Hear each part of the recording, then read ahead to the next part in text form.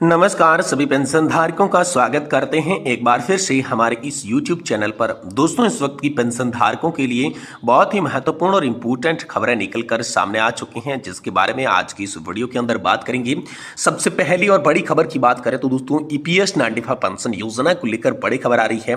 Pension भोगियों ने कर्मचारी भविष्य निधि संगठन और PM मोदी पर जताई नाराजगी। कहा 7,500 रुपये पेंशन और सब्सिडी की मांग उन्होंने यहाँ पर जो है की है। तो 7,500 की पेंशन और सब्सिडी पेंशन धारकों को किस प्रकार चाहिए होगी। पेंशन भोगियों ने EPF और मोदी पर क्या यहाँ पर जो है प्रतिक्रिया जताई है, नाराजगी जताई है, इसके बारे में आज की इस वीडियो के अंदर बात करेंगे। वहीं दोस्तों आखिरकार आप सभी के लिए कितनी सैलरी है तो पेंशन कितनी मिलेगी, इसको लेकर EPS 95 कैलकुलेशन का फॉर्मूला निकलकर सामने आया है। तो इस फॉर्मूले के बारे में भी बात करेंगे और वहीं बात करेंगे आप सभी के DA और DR के बारे में। नई टेबल जो है इसके लिए जारी हो चुकी है। नई टेबल के तहत आपको DA और DR किस तरीके से और कितना देखने को मिलेगा, और वहीं बात करने वाले हैं EPS 95 पेंशन भोगियों के लिए गुड न्यूज है।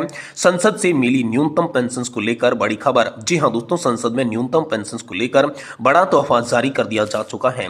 तो इसके बारे में भी आज की इस वीडियो के अंदर बात करेंगे।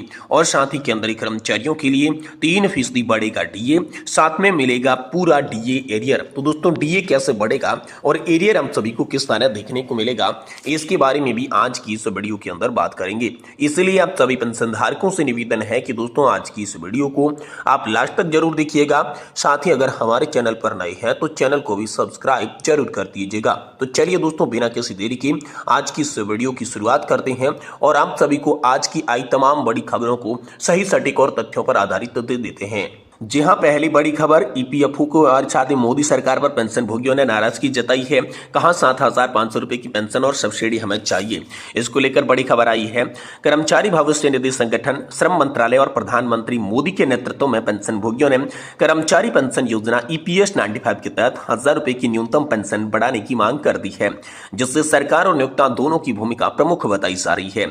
जी हाँ दोस्तों, यहाँ पर जो है काफी मुद्दा चर्चा में दिनों रहा है। कर्मचारी पेंशन योजना के तहत जो 1,000 रुपए की राशि बढ़ाने की आवश्यकता है, इस मांग के पीछे पेंशन भोगियों का तर्क है कि मौजूद पेंशन उनके जीवन यापन की लागतों को जो है वो पूरा नहीं कर पा रही है। सोशल मीडिया पर सक्रिय पेंशनर्स जैसे रामकृष्ण पिल्लई ने इस बार मुद्दे को उठाया है।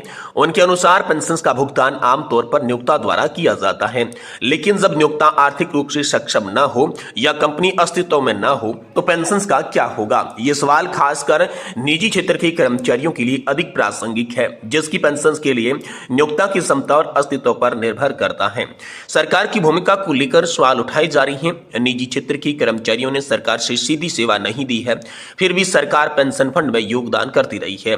वर्तमान में सरकार 1,000 रुपए की न्यूनतम पेंशन प्रदान करती है, जो कि 1 सितंबर 2014 से लागू है, लेकिन इस राशि को बढ़ाने की मांग लगातार की जा रही है। इसके लिए दोस्तों ये समझना आवश्यक होगा कि कर्मचारी पेंशन योजना का भुगतान सरकार और नियोक्ता द्वारा सीधे नहीं किया जा सकता। ये फंड उन छोटे छोटे योगदान से बनता है जो कर्मचारी हर महीने अपने वेतन से काटते हैं। इसमें सरकार भी थोड़ा योगदान करती है, जो पेंशन योग्य वेतन का 1.16% है। इसके अलावा न्यूनतम पेंशन के लिए सरकार की ओर से सालाना 900 करोड़ रुपए की सब्सिडी भी दी जाती है। तो दोस्तों इसी को लेकर यहाँ पर बड़ी खबर आप सभी के लिए आई है कि वर्तमान में पेंशन भोगी जो है वो सब्सिडी के साथ साथ 7,500 रुपए की पेंशन बढ़ाने की मांग लगातार मोदी सरकार से करते आ रही हैं, और इसी को लेकर कर्मचारी भविष्य निधि संगठन और मोदी सरकार के खिलाफ कर्मचारियों ने नाराजगी जताई है। वहीं दोस्तों आप सभी के लिए बात करें तो कितनी पेंशन पर मिलेगी, यहाँ पर जो है कितनी सैलरी पर कितनी पेंशन मिलेगी, इसको लेकर दोस्तों EPS 95 पेंशन के नए फॉर्मूले को समझा जा रहा है। पूरा गणित सैलरी के आधार पर मिलेगा, क्योंकि यहाँ पर पहले 12 महीनों के औसत वेतन पर पेंशन मिलती थी, जिसके बाद 60 महीनों की औसत वेतन पर पेंशन को कर दिया गया, जिससे पेंशन धारकों की पेंशन कम हो गई है। पेंशन धारक चाहते हैं कि उनकी पेंशन अंतिम वैश्विक वेतन के आधार पर दी जाए। हाल फिलहाल में कर्मचारी पेंशन योजना के तहत वेतन जो है, पेंशन जो है वो पहले के फॉर्मूले के तहत मिल रही है, और इसी फॉर्मूले में बदलाव को लेकर कर्मचारी संगठन लगातार मांग करती आ रही है। वहीं दोस्तों अगली बड़ी खबर की बात करें तो दोस्तों सभी कर्मचारियों और पेंशन भोगियों के लिए DA की नई टेबल जारी कर दी जा चुकी है। जी हाँ दोस्तों, जिससे कर्मचारियों की सैलरी में जबरदस्त इजाफा देखने को मिलेगा और पेंशन भोगियों की महंगाई राहत से पेंशन बढ़ने वाली है। डीए की नई टेबल दोस्तों आप आधिकारिक वेबसाइट पर जाकर देख सकते हैं, जहां पर संपूर्ण रूप से जानकारी कितने वेतन के आधार पर, कितनी पेंशन के आधार पर, कितना आप सभी का डीए और डीआर बढ़ा है, इसके बारे में भी यहाँ पर संपूर्ण जानकारी आप सभी के लिए दी गई है। वहीं दोस्तों अगली बड़ी खबर की बात करें तो ईपीएस 95 पेंशन भोगियों के लिए गुड न्यूज है। संसद में मिला न्यूनतम पेंशन का तोहफा। तो आखिरकार संसद से पेंशन को लेकर क्या बड़ी खबर आ रही है, न्यूनतम पेंशन का तोहफा संसद पर कैसे मिला है, इसको लेकर चलिए बात करते हैं। देखिए दोस्तों, देश भर के कर्मचारी पेंशन योजना 1995 के पेंशन भोगियों के लिए बड़ी राहत भरी खबर निकलकर सामने आ रही है। लंबे समय से न्यूनतम पेंशन में वृद्धि की मांग कर रही पेंशन धारकों को अब सरकार की ओर से सकारात्मक संदेश मिले हैं। केंद्रीय श्रम और रोजगार मंत्री मनसुख मांडविया ने पेंशन भोगियों के प्रतिनिधियों से मुलाकात कर न्यूनतम पेंशन को बढ़ाकर 7,500 रुपए प्रतिमाह करने की मांग पर विचार करने का आश्वासन दिया है। तो चलिए ईपीएस 95 पेंशन भोगियों को संसद में न्यूनतम पेंशन पर क्या अपडेट मिला, ये विस्तार से जानते हैं। कर्मचारी पेंशन योजना 1995 के अंतर्गत जो वर्तमान में औसतन केवल 1450 रुपए प्रतिमाह पेंशन प्राप्त कर रही हैं, लंबे समय से वो न्यूनतम पेंशन 7,500 की मांग कर रही है। इसी मांग को लेकर पेंशन भोगियों ने कई विरोध प्रदर्शन किए, जिसमें दिल्ली के जंतर मंतर हुआ प्रदर्शन भी शामिल है। सभी पेंशन भोगियों का कहना है कि मौजूद पेंशन राशि उनके दैनिक खर्चों और जीवन यापन के लिए पर्याप्त नहीं है। श्रम मंत्री के साथ हुई बैठक में सभी पेंशन भोगियों ने अपनी समस्याओं को विस्तार से रखा। श्रम मंत्री ने आश्वासन दिया कि सरकार उनकी मांगों पर गंभीरता से विचार करेगी और आवश्यक कदम उठाएगी। पेंशन भोगियों की प्रमुख मांगों में महंगाई भत्ता, मुफ्त स्वास्थ्य सेवाएं समावेश किया गया है।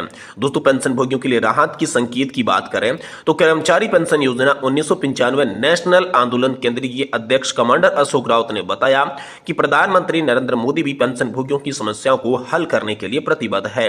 राउत ने कहा कि कांग्रेस और अन्य विपक्षी दलों के सांसदों ने भी पेंशन में वृद्धि की मांग का समर्थन किया है। सरकार पर दबाव बनाने का आश्वासन उन लोगों ने दिया है। इसके अलावा सरकार के कर्मचारी पेंशन योजना में महत्वपूर्ण संशोधन किए हैं, जिनका उद्देश्य उन कर्मचारियों को निकासी का लाभ प्रदान करना है जिन्होंने 6 महीने से कम अंशदायी सेवा की है। इससे हर साल लगभग 7 लाख कर्मचारी लाभान्वित होंगे। अब सेवा के प्रत्येक महीने की निकासी की लाभ की गणना की जाएगी, जिससे कर्मचारियों को अधिक लाभ मिलेगा।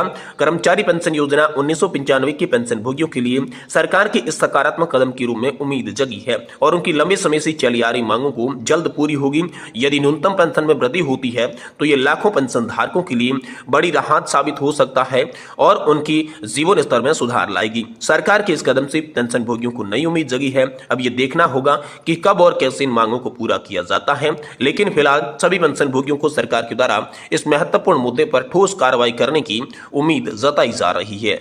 वहीं दोस्तों, केंद्रीय कर्मचारियों के लिए गुड न्यूज है। 3% डीए के साथ में मिलेगा एरियर। जी हां दोस्तों, हम सभी के लिए बड़ी खबर आ रही है। महंगाई भत्ता में बढ़ोतरी का इंतजार हम सभी के लिए खत्म होने वाला है। जुलाई 2024 से लागू होने वाले डीए की तारीख पक्की हो गई है।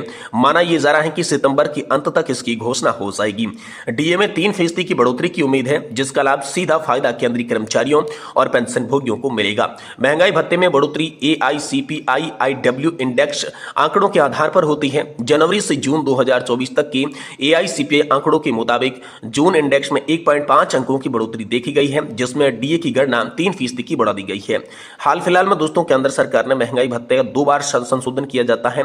इससे जनवरी और जुलाई से लागू किया जाता है, लेकिन इसकी घोषणा जो है मार्च और सितंबर में की जाती है। जनवरी 2024 के लिए बढ़े हुए महंगाई भत्ते की घोषणा मार्च में की गई थी। डीए में 50% तक बढ़ोतरी की गई थी। वहीं जुलाई 2024 के लिए महंगाई भत्ते में बढ़ोतरी का ऐलान सितंबर के एंड तक होगा। महंगाई भत्ते में 3% की बढ़ोतरी के आसार नजर आ रही हैं। जनवरी से जून 2024 तक की AICPI इंडेक्स आंकड़ों ने यह साफ कर दिया कि डीए में कितना उछाल होगा। जून 2024 के आंकड़ों के मुताबिक AICPI इंडेक्स 141.4 पर पहुंच गया है, जो कि मई में 139.9 पर था। इससे साफ है कि केंद्रीय कर्मचारियों के महंगाई भत्ते में इस बार 3% की बढ़ोतरी होने वाली है। महंगाई भत्ते में बढ़ोतरी का ऐलान सितंबर के आखिर तक होगा, लेकिन इससे जुलाई 2024 से लागू किया जाएगा।